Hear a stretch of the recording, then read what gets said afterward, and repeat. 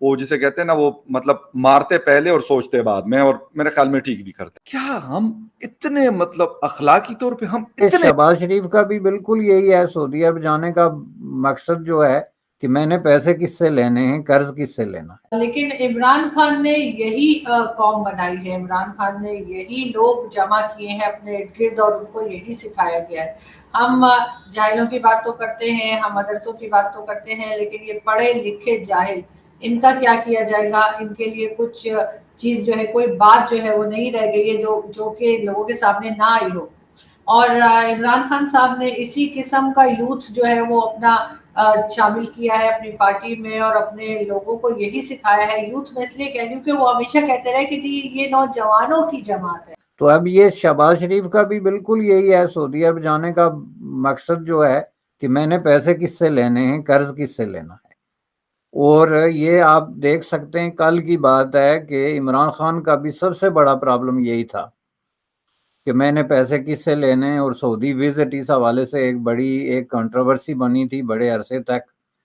عمران خان جو ہے وہ نہیں گئے تھے، اور بالآخر ان کو جانا پڑا تھا انہی پرانی ٹرمز اور کنڈیشنز پہ جن پہ باقی حکمران جو ہیں وہ جاتے رہے ہیں. تو اگر آپ پاکستان کے جو اکانومک ٹائز ہیں یا ڈیپینڈنسی ہے سعودی عربیہ پہ، اس کو دیکھیں تو اس کے بہت سارے فالٹس ہیں. اس میں سعودی عرب جو ہے وہ نقد پیسے سے لے کے جو ڈیفرل پرائسز پہ پیمنٹس پہ جو ہے وہ آئل وغیرہ اور دیتا رہا. اور اس کے علاوہ جو ایک اور بڑی چیز جس کی وجہ سے سعودی عرب کی طرف یہ دیکھتے رہے کہ اس کو وہ ایک سپرنگ بورڈ کی طرف کے طور پہ بھی یوز کرتے رہے. کبھی یونائٹڈ اسٹیٹ آف امریکہ یا دوسری اس طرح کی طاقتوں کے ساتھ اگر ان کے تعلقات درست نہیں تھے یا خوشگوار نہیں تھے، یا ان میں کسی طرح کی کوئی جو ہے وہ سردموری تھی، تو اس کے لیے بھی. تو اس حوالے سے یہ ایک چیز جو ہے یہ میں سمجھتا ہوں کہ بڑی ایک سیٹ قسم کا پیٹرن رہا ہے. اور اس کے پیچھے ڈیفینیٹلی سب سے بڑا مقصد جو ہے، پہلا بڑا، وہ پیسے مانگنا ہے. اور پیسے مانگنے کے حوالے سے جو پاکستان میں سب سے بڑے دعوے دار رہے ہیں، اپنے آپ کو خود کفالتی یا خود داری، یا اب جو ہے وہ ایک نیا تصور اقبال کا جو خودی کا اور یہ سارا آ رہا ہے، جو سے ایک مطلب مصنوعی قسم کی برتری کا یہ ایک شکل ہے یہ.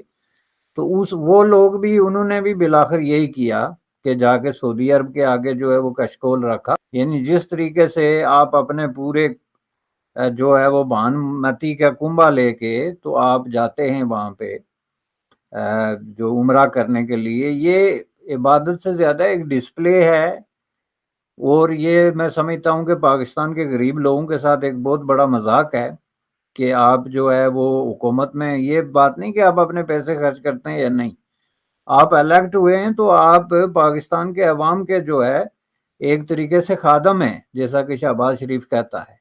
اور آپ اگر ٹائم بھی نکالتے ہیں کسی طریقے سے، کوئی بھی جو ہے وہ ریسورسز ریاست کے کسی حوالے سے بھی یوز کرتے ہیں، اور آپ اپنے ذاتی مقصد کے لیے، اور خدا کو خوش کرنا انسان کا ذاتی مقصد ہے، آپ خدا کو خوش کرتے ہیں یا ناراض، یہ آپ کا بہت ہی ذاتی قسم کا فیل ہے. اور اس کو ایک پورا قومی فیل بنا دینا، اور پوری الیکٹڈ کیبنٹ اور اس کے سارے جو ہے وہ لوگ جو ہیں وہ اس میں شامل ہو جائیں، تو میں یہ سمجھتا ہوں کہ یہ بہت ہی ان نیسسری قسم کا ڈسپلے آف ریلیجن ہے. اور یہ اس کے بہت ہی جو ہے وہ غلط قسم کے نفسیاتی اثرات عوام پہ پڑتے ہیں. اور عوام یہ دیکھتے ہیں کہ ہم غریب لوگوں کے ووٹ سے یہ لوگ الیکٹ ہو کے تو فی الفور جو ہے وہ عمرے اور حج اور اس طرح کے جو ہے وہ کاموں پہ نکل جاتے ہیں. تو میں سمجھتا ہوں کہ یہ بڑی انفارچونیٹ بات ہے جس کا بہرحال جو ہے اس پہ سوچا جانا چاہیے. بالکل ٹھیک کہہ رہے ہیں سر، سوچا جانا چاہیے. دوسرا سر، یہ جو آپ سے ریکویسٹ کرنی ہے اس پہ ذرا کمنٹ کریں کہ یہ جو ریسنٹلی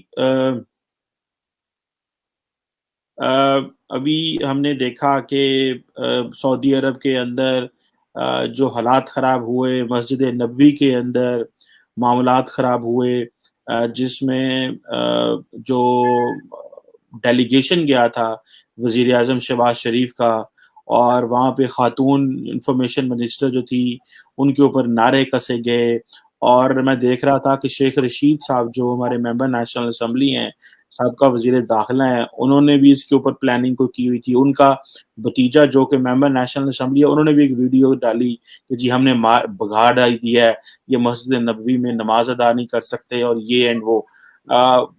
تو یہ ظاہری بات ہے، وہ سارے ڈیلیگیشن کے ساتھ تو اس طرح نہیں ہوا. باقی شہباز شریف صاحب کی تو بڑی ہائی پروف سیکورٹی تھی، وہ تو سارا کچھ کر گئے، ان کو تو کوئی نہیں روک سکتا تھا. لیکن یہ جو اکیلے لوگ گئے تھے، شاہ زین بگٹی اور اس طرح، تو ان کے ساتھ سر یہ بتائیں کہ عمران خان صاحب ہمیں کس ڈائریکشن میں لے کے جا رہے ہیں. ادھر ٹرکی میں سر پاکستانیوں نے پروٹیسٹ کیے اور ان کو وہاں سے نکالا گیا اور ان کے اوپر سنا ایف آئی آر، وہاں پہ پولیس ان کو پکڑ کے لے گئی، وہ اسٹوڈنٹ تھے. تو یہ پوری دنیا میں جو عمران خان صاحب نے یہ ہلچل مچا دی ہے، تو یہ لوگ کہتے ہیں عمران خان صاحب کے اپنے بچے بھلے ڈیورس والی شادی ہے، ڈیورس ہو چکی ہے، لیکن اپنے بچے تو لنڈن میں ہیں. بچے تو انہیں کے نا، وہ کون سا انہوں نے چھوڑ دیے ہیں، ان کو لنڈن میں بٹھایا ہوا ہے. عوام جو ہے اس کو ذلیل کر رہے ہیں، ان کا پاکستان میں ہے ہی کچھ نہیں ہے.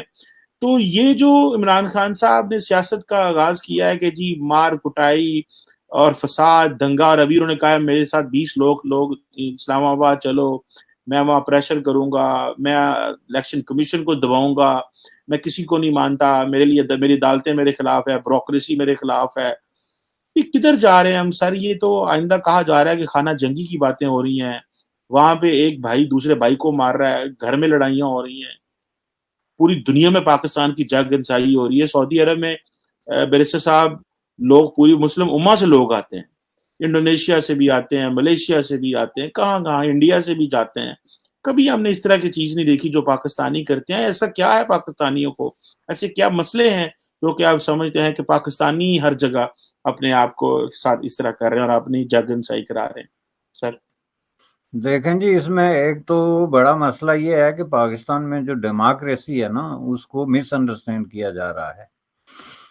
اور چونکہ بیشتر جو پیریڈ آف ہسٹری ہے اس میں پاکستان میں چونکہ ملیٹری ڈکٹیٹرز رہے ہیں، تو اسی کے بطن سے جو آگے ڈیموکریسی نے جو سٹارٹ لیا ہے، اس میں ابھی تک لوگوں نے واضح طور پہ وہ لکیر نہیں کھینچی ہے کہ جمہوریت اور آمریت میں کیا فرق ہوتا ہے. پاکستان میں جمہوریت کو بھی آمرانہ طریقے سے اور آمرانہ رویوں کے زیر اثر چلایا جاتا ہے. جمہوریت کا جو اپنا ایک کلچر ہوتا ہے اس کو سمجھا ہی نہیں جا رہا، اور اسپیشلی لیڈرشپ جو ہے وہ اس کو بہت ہی گراسلی وائلیٹ کر رہی ہے. جو ابھی آپ نے مثال دی خصوصاً اس کیس میں، دیکھیں جمہوریت جو ہے ایک پورا سلسلہ عمل ہوتا ہے، اور جب تک اس کے بنیادی لوازمات، بنیادی شرائط جو ہیں وہ آپ پوری نہیں کرتے، اور آپ یہ سمجھتے ہیں کہ صرف ووٹ کے زور پہ یا مجمع اکٹھا کرنے کے زور پہ جو ہے آپ کی مرضی یا آپ کے احکامات یا آپ کی خواہشات پہ سارے لوگ عمل کریں، تو وہی اصل میں آمریت کی ایک بدترین شکل ہے. فاشزم اس کو اسی لیے کہتے ہیں. اس میں اگر صرف الیکٹ ہونے کی بات ہے تو ہٹلر بھی الیکٹ ہو گیا تھا، اور فاشزم کے جتنے بانی اور یہ بڑے بڑے اس کے جو لیڈر ہیں وہ سارے الیکٹڈ تھے. اس طریقے سے دیکھا جائے ایک کنٹرولڈ قسم کی ڈیموکریسی کے اندر.